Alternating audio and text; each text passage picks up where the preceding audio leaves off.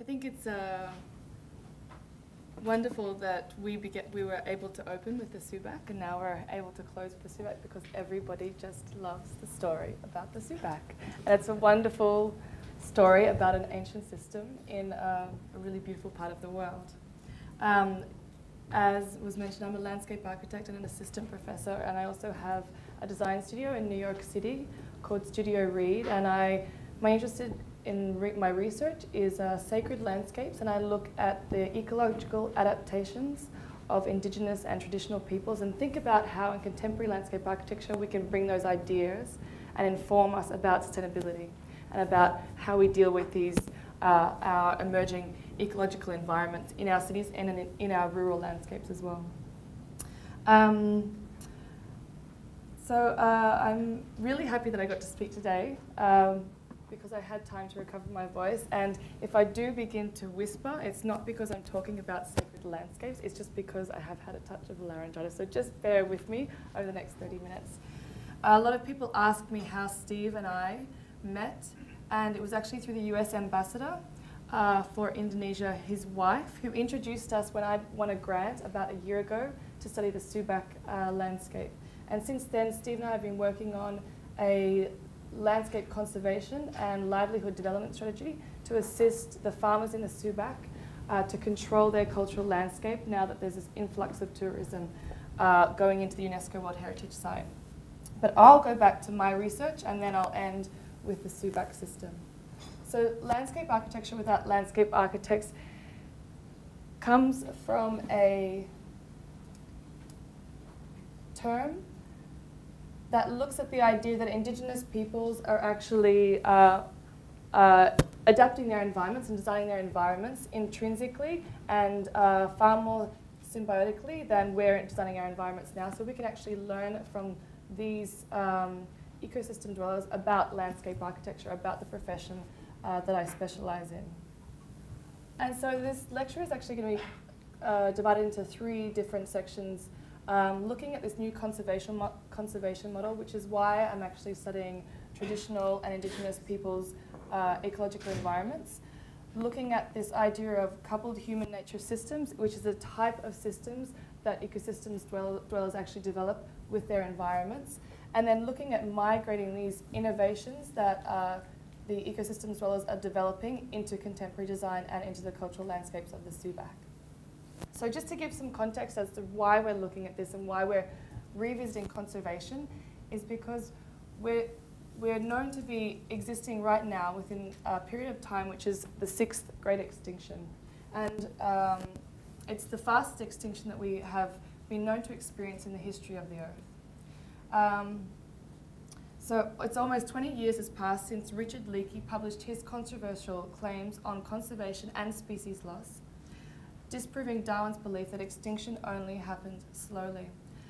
What we have been doing in conservation, the realm of conservation, for the last 150, 200 years since 1864, is we've been looking at this protected area movement and applying it all over the world. And this model began a long time ago in Yosemite National Park, and it really hasn't developed that much. What we have seen, though, is that the model isn't that effective. In the last especially in the last 30 years, we've seen that the number of conservation areas, the number of sites that we're protecting around the world is rising, and it's rising quite significantly. But at the same time, so is species extinction. So there's a relationship between, there isn't a relationship between the amount of protection and conservation and the protection of species and biodiversity throughout the world. The other flip side of that is that all these conservation areas around the world that we're actually protecting is led to a new group of refugees. They're called conservation refugees. And in Africa alone, there's an estimated 14 million conservation refugees. Once a national park or a protected area is designated, often the people who've lived there for a very long time are asked to leave that area in the name of conservation to protect the biodiversity that actually exists in that area. What happens as well when these people are asked, forcibly removed from the areas, they're displaced, but it also leads to a loss of accumulated ecological knowledge, which is what I'm actually interested in, and the management techniques of these ecosystem and biospheres. However, there is an alternative to this conservation movement, which is global and sort of quite pervasive at the moment, and that's the global network of sacred sites. These exist within what is called the Shadow Conservation Network, and sometimes these sacred sites do exist within national parks, but they can exist outside of them as well, and it's just the sacred areas that exist around the world that are deemed as sacred by all the different nationalities and populations, religions, often indigenous and traditional peoples that exist. And often that type of protection is actually far more effective than the global protected area movement, our legislative protection. So what we've come to see is that indigeneity actually is protecting biodiversity, and this came out and has been proven in mappings that happened after the Millennium Ecosystem Assessment, when people started to put maps up and look at where are the biodiversity hotspots in the world and where are Indigenous people living, and they started to realize that they were coinciding. So they started to put the puzzle together and think, okay, there's something happening there, and they said that there's this sacred relationship between the landscape, the places where Indigenous people are living, and biodiversity protection. And what I've been looking at is this idea that the Indigenous people are living in these very complex environments, they're maintaining them, they're understanding them, and they're living in them very sustainably through an accumulated body of knowledge, practices, and beliefs that has been evolving over a very, very long period of time. And that we can actually learn from the ways that people are living in these environments. And we've already started to do that. It's actually not a completely revolutionary idea. Designers have been applying Indigenous innovation for a long time, and we're actually quite advanced in things like green roof technology, which came from technologies. This is an image of the Vikings and Viking houses. But one thing happened when we started to look at innovation. We started to look at a very, very few cultures in the Enlightenment period. We started to look at a very small number of cultures, and the idea of innovation became very narrow. So what we're trying to do is actually broaden this notion of innovation and start to look at the many different cultures that still exist for a while, perhaps around the world, and look to them to see what innovative practices could be developed for our contemporary design today. The person that actually sort of first identified this was this man, Bernard Radowski, in his book Architecture Without Architects in 1965. It hasn't developed that much since that period, and it hasn't developed really at all in the realm of landscape architecture, so that's what we're actually looking to progress. And what he was saying is that architects have overlooked the vernacular and the breadth of innovation that in isolation has pretty much completely remained unexplored. And at this vast scale, we really don't have any idea about how to apply this type of innovation. Although innovation is actually an image in the Philippines of a system of rice terrace, it exists all throughout that area. So one of the fundamental ideas is that human beings are disassociated from their natural environments. But we're looking at sort of ecosystem dwellers, and we see that they're not particularly discordant from the natural environments. What we have to understand that human beings and non-human species, we all cause ecological disturbance. And that's what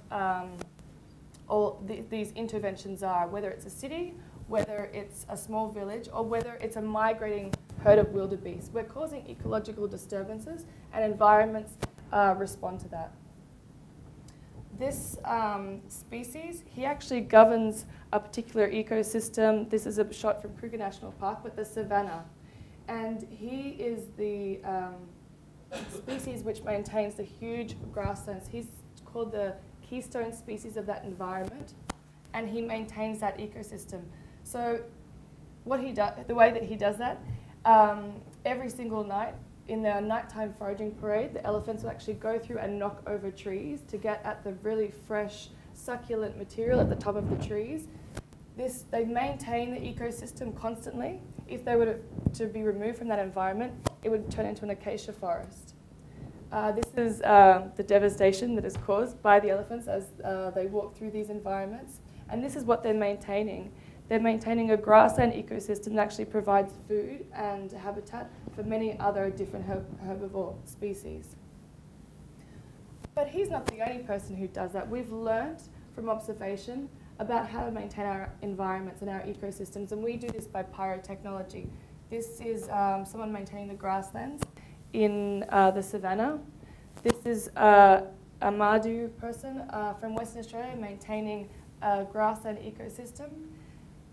This is burning off of the forest in the boreal forest in Canada, maintaining another type of ecosystem. So the idea that we are disturbing environments, and this is always has a negative impact, we can actually disturb environments and bring about positive impacts that's building biodiversity and also building materials or habitat for us to exist within. So looking at this idea that there's knowledge, there's intrinsic knowledge in these environments and within these societies that we could actually look at to give us information about how we could exist within our societies. In the boreal forest, the Anishinaabe people look at the idea of using pyrotechnology in two different ways. They think that, they call it ishkote, and that's the use of fire to maintain a grassland ecosystem. And it's very positive. It brings about new growth. It provides habitat for animals. It provides a lot of materials for building houses, building mattresses, etc. And it's seen to happen in two different ways. One is naturally, and the other is man-lit. So the natural way, and there's all these myths and mythologies associated with how these actually occur. That's how memory and the messages about how your environment's maintained are actually passed down. So the first way that the fires are actually started is called binse shkote. And that's by the thunderbird. So it's seen that the thunderbird comes down, and from his eye he blinks and he creates lightning, and that sets the ground on fire. And that's the way the ecosystems are maintained. When it's seen that people are doing it, they look for signals in their environments. And in the wetlands, I'm not going to try and pronounce that word, but this is the marshland spring burning of the grasslands.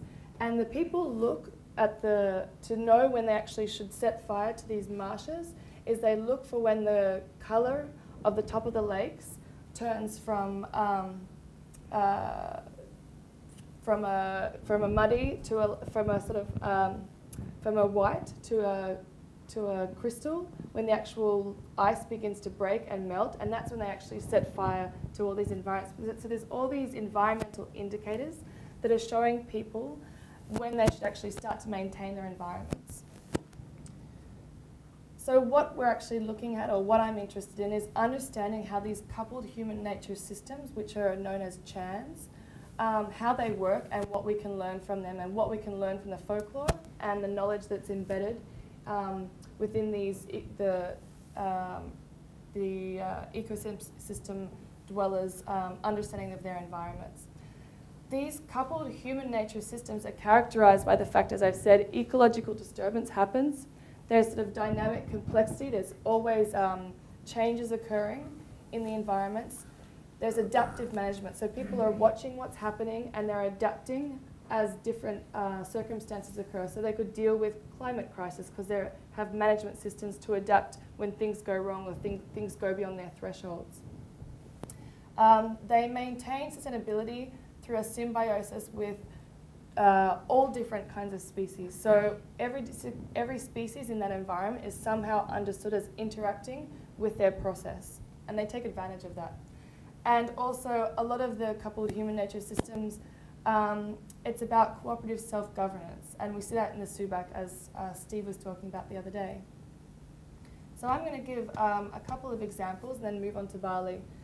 The Tofinu tribe, which are located in Benin on Lake Nkuke, they use these amazing fish traps, which they make out of akaja leaves, which are sort of like mangroves on the side of the lake. And they build these fish pens, and they've created a completely sustainable community based upon a completely sort of aquatic community based on this type of fishing and these fish traps which they've developed.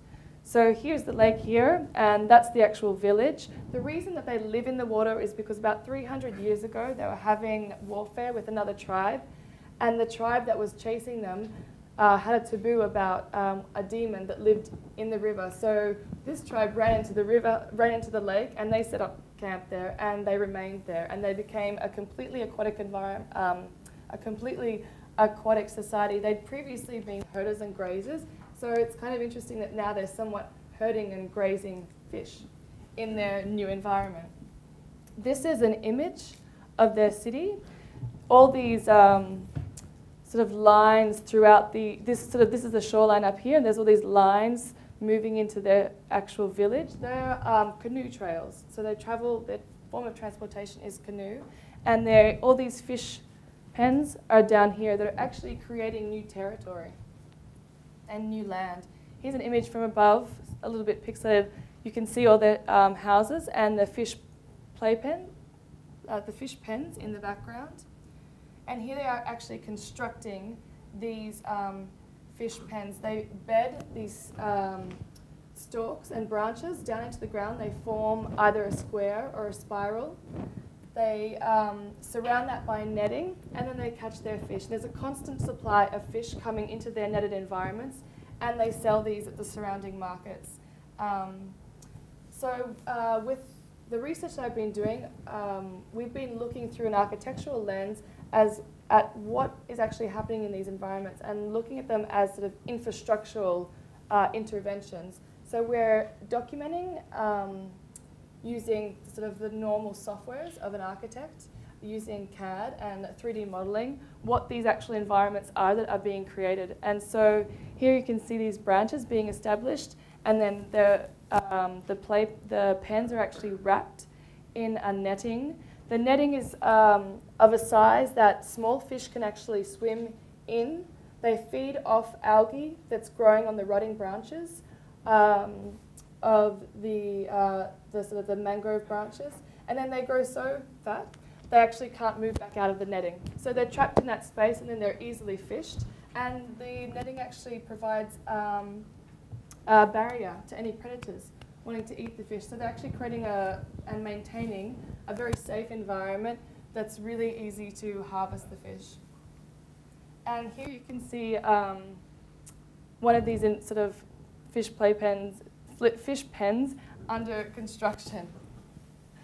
One thing that I'm interested in is there's two types of morphologies of these pens. One's a spiral and one's a square. It seems that from observation of images, I haven't actually been to the site, and there's not much documented evidence about the actual infrastructure that's being created, but there's a spiral morphology, and that seems to occur closer to the mouths of rivers, and these square environments seem to occur in less turbid waters. So one idea is that could this new aquaculture system be applied to aquaculture systems throughout the world, which are terribly polluting? They're reducing our mangrove populations by 50% in the last 20 years. Could we use these ideas to adapt failing systems and innovations that we have in existence? And can we understand further as to are there new adaptations to these types of systems that can conform contemporary practice? One downside, though, to this system is that it's been such a successful system that the Tofino are building more and more and more because they have more of a market demand for these fish. But what's occurring is there's now being deforestation of that mangrove system around the shoreline. So there is an issue now that this is where the village is, this is the extent of the water, and there's areas that are now actually deforested because of the demand for these fish. So there's still, it's not like these systems they're sustainable, but they're not completely successful. And in a lot of cases, these ancient systems are beginning to break down. And moving to the SUBAK rice terraces, so we're located in Bali. A year ago, the SUBAK rice terraces were listed as a UNESCO World Heritage Site, but we've only captured 19,000 hectares of the SUBAK rice terraces. The terraces actually are all over the island. They're in green. What has been captured, though, is 4 different types of the most sort of pristine terraces that are still in existence. This is what they look like. This is in the shadow of, I believe, Manukung. And these terraces sort of extend all the way throughout, from the high elevations to the very low elevations. They've completely reformed and terraformed the entire island of Bali at the scale of watersheds. So they're a huge intervention into the landscape. And not only is it a surface intervention, tunnels which take water from the upper ridges also honeycomb the island completely, moving water from upland areas down to where the SUBAKs actually start. So the whole island of Bali has sort of completely been reformed through this intervention of the rice terraces. They're a sacred landscape because they're actually controlled by the Hindu priests and the water temples. But really what they are is they're actually one of the most biodiverse agrarian systems known to man. And they've been around for 1,000 years, and they are under threat from development, from tourism, and from several different sources of pollution. So we're dealing with a complex system, but also a complex set of issues that are now compromising the existence of this ancient system. This is how they work. They're basically like shallow pools. Rice is planted, then it's flooded. There's different cycles that happen through the season. There's pipes that go between, so the water can actually fall down, and the gravity works to control this system and to accommodate this system. There's also weirs at the side that can actually be shut off or open to allow water into each of these rice fields. And at the top of every rice field is a shrine. So you can tell that this would be owned by one single farmer because there's a shrine at the top of that field.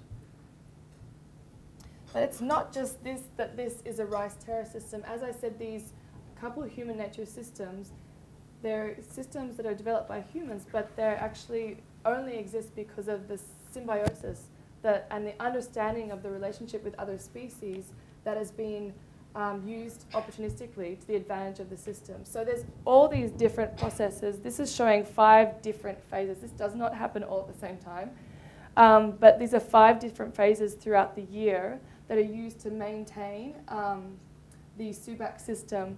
And there's essential species that interact with this system, from large birds to large mammals down to small algae and phytoplankton, that actually make this system work. And it's not an understanding that the farmers have of all these different type of relationships, ecological relationships, but that there's an understanding that they're working symbiotically to maintain and exist within this landscape. This is a seasonal cycle. Steve showed this the other day, showing all the different seasons and precipitation levels. And one thing that is so successful about this system is it's working with all the different seasons. It's working with precipitation, natural precipitation levels.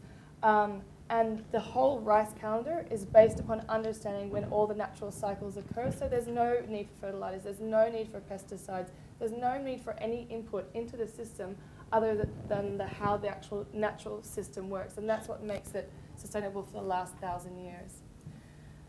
Going back to the some of the initial idea about conservation.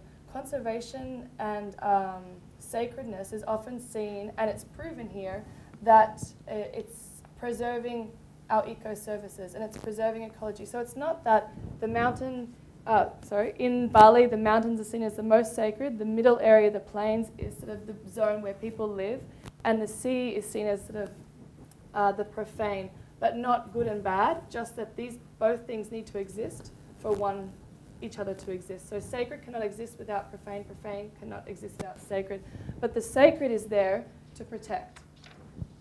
And what the sacred is actually protecting is it's protecting ecological services. In the mountains and in the volcanoes, they're not protected because they're beautiful. They're actually protected because they provide nutrients, essential nutrients that allow the rice terraces and the plants to keep on growing and keep on evolving year after year after year. So if the mountains were protected, you might not get all the runoff that allows the rice terraces to keep on growing and keep on being fertilized every year. So the idea, what we're trying to do when we're designing in Bali is use these ideas, these cosmological guidelines to guide the way that we're designing. So when we're looking at erosion strategies, we're thinking about how this Kaja and Kelad, which is one of these cosmological guidelines, can be used to establish where soil erosion, anti-soil erosion strategies can be placed. Or here we're looking at wetland systems and thinking about this BUANA, which is a tripartite division of the mountains and the sea, how that can be used to think about wetland interventions and what type of wetland interventions occur where above ground, in just below the soil layer, or further below ground as detention basins. So we know that sacredness protects our ecological services, and we can see that when we do these sort of studies of elevation and looking at the relationships of sacredness to the landscape. And as I said before, all these different nutrients that we're getting, they're washed down through the monsoon rains, and they're deposited into the rice terraces. And these are the processes that are actually being protected, even though it wasn't sort of aware that, yes, we're protecting decomposition and groundwater recharge. The idea was implicit that we had to protect to maintain the ecological processes. So in Bali, what we're doing as a means to protect this ancient landscape is we've designated 2 tourist routes. There's 4 different sites in yellow, and we're proposing that there's 3 eco-museums established along these 2 routes. People can go and actually learn about what this landscape is, what is a cultural landscape, and how all these systems work, which I've just explained to you. And the obvious way that we'll actually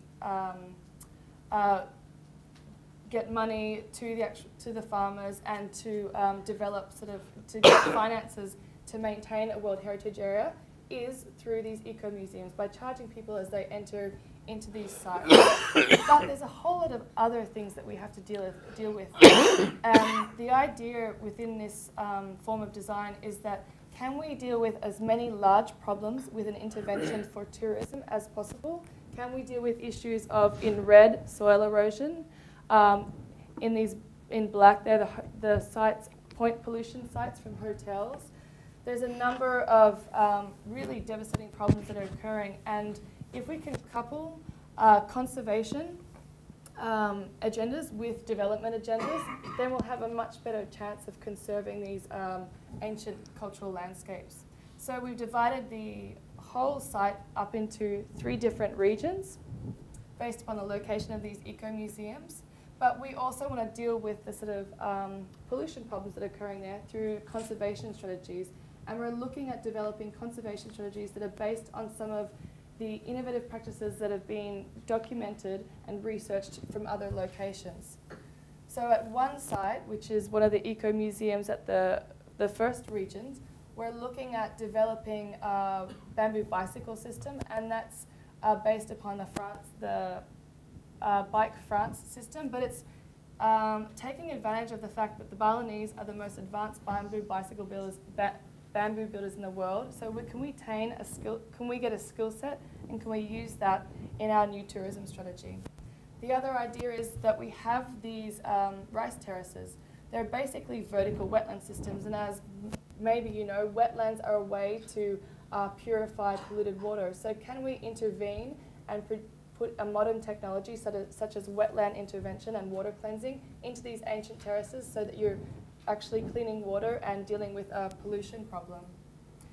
In another region, I'm almost done, where there's an issue with erosion. So we're looking at can we intervene and bring a technology that we use for anti-erosion, and can we take some of the natural materials such as the koya matting, which is prevalent and available everywhere in Bali, can we build a new industry so that we actually give a new livelihood to the farmers, and we bring added value to a landscape strategy to actually build upon new economic and a new industry that will actually maintain and assist in landscape conservation. And finally, we have an aquaculture system in one of the sacred lakes that's destroying and destroying sort of the environment and bringing on high levels of pollution. So can we look at different aquaculture systems, such as the Tofino, and think about adapting the system that's actually in the sacred lakes of Bali to clean the water and bring upon a more sustainable type of innovation? And a lot of these strategies are also reciprocal. So one strategy will actually provide material and labor for another one of these livelihood strategies. I'll skip through this, but we're actually looking at, as one of the designs, taking these models of innovation to highlight in these eco-museums what the ecology is and what the sacredness is, and how can you, as a designer, highlight these relationships. I'll just skip through this and actually get to the end. But the most important thing is that this is a cultural landscape. There are people that exist in there, and we want to maintain the environment for these people. So it's a completely participatory process. Right now, we're at this moment where they're just designing and giving ideas, and we're going to go through a process of community participation and consultation that will be rigorous, so that the ideas can be filtered, and we'll be told actually what the people in the UNESCO World Heritage Site would actually like to see and how they would like to maintain their environments. And finally, this innovation that is being developed now with an ex-Apple technology group guy and a group of pretty dedicated volunteers that are all around the world, is that we're designing a new interactive ebook, so that we'll actually take the designs and to the people, and I'll be able to comment on what they think of the designs. The problem with doing participatory design processes in a rural location on the other side of the world is you can't always be there. And every time there's a design development that happens, you can't document it and respond immediately. But with an interactive ebook, we're thinking it actually might change the way that designs can develop in a cultural landscape, so that the people who are living there will actually, if we give them a design, they'll actually be able to interact and tell us how to adapt it, and the design will almost evolve itself. So I think I'm out of time, but that's the end. Thank you. Okay. Thank you very much. Thank you very much. Okay, questions? Yes, please. Thank you very much for really inspiring talk. Beautiful pictures, isn't it? In many ways. Yeah. So a question I would have is Steve was telling us that you know, these SUBAKs, they deteriorate if you don't attend to them like 2 weeks. I think you said 2 weeks, right? Yeah, a couple of weeks. And these things have been stable for thousands of years. So from complexity theory point of view, that means that there are many different levels of stability in the system, but they are, you know, let's say, very difficult to maintain. So if you just, you know, small changes will have dramatic effects if things are deteriorating in 2 weeks. Okay, so the question I would have is how. I would be terrified doing anything there, just apart from looking. So, because, you know, if things fall apart in 2 weeks, things that have been stable for 1,000 years, there is something very, very special happening there. So how are you going to deal with that? If you make your policy, what did you call it, cosmological guidelines, how are you going to take these things into account? I would be terrified. I think that no matter what, there's development that's going to happen. It's actually happening already without any sort of guidance at all, and there's destruction happening. So there is an acceptance that development is going to happen. What's happening now is not preferred, so there has to be some type of intervention. Better good intervention than a bad intervention. And so there is also the idea that at all of these eco-museums there would be pilot projects. So there would be a testing. At one of the museums, actually a water management training centre, so we'll couple onto that infrastructure to try and test out, for example, I think you might be referring to the wetlands, putting wetlands into a rice terrace. Even the logistics of where the wetlands would actually occur in the rice terraces in response to what areas are sacred. There's small areas that are sacred in each of the terraces, so that would have to be worked out. But I think there's a lot of sort of technical as well as anthropological and cultural issues that have to be developed and really worked through. That's why we have Steve Lansing, which is a wonderful thing to work with an anthropologist, being an architect. But the thing is, I think that what I really do not understand, I mean, if things are so feeble, if they're so easy falling apart, and then from a distance or whatever, you design something, and you know, you just turn your back on it, and it might disappear. So actually, the question would be, how resilient is the system? Then once it falls apart, can it recover? Or, you know, once it falls apart, it's gone. That would determine your frequency of monitoring, what the impact is of any action that you're taking. Yeah, I think also though the idea is that we would give these ideas to the farmers, and we would sort of teach them after doing. Are you teaching them, or are they teaching you? Because no, that's they what are the ones. I think we would say, okay, this is an idea. You can use wetland restoration and water harvesting to clean the water that's coming through your system that's really polluted and that has fertilizers and phosphates in it. Can you use this and can you start to evolve it and integrate it into your system? So that there's reciprocity, it's an idea, and then it becomes tested, and then it could be, you know, developed further. It could actually not be developed at all, but to give the idea and to open up the discussion is, I think, the primary ambition, and to be able to do some of the research to understand if the system actually works. Okay. Douglas. Yeah, I spent about 6 weeks in Bali in the mid-'80s, and it was just incredible. I saw some of this, and I'm just delighted to be more enlightened about how it works. One of the things that struck me was the culture that these practices are embedded in. Mm-hmm.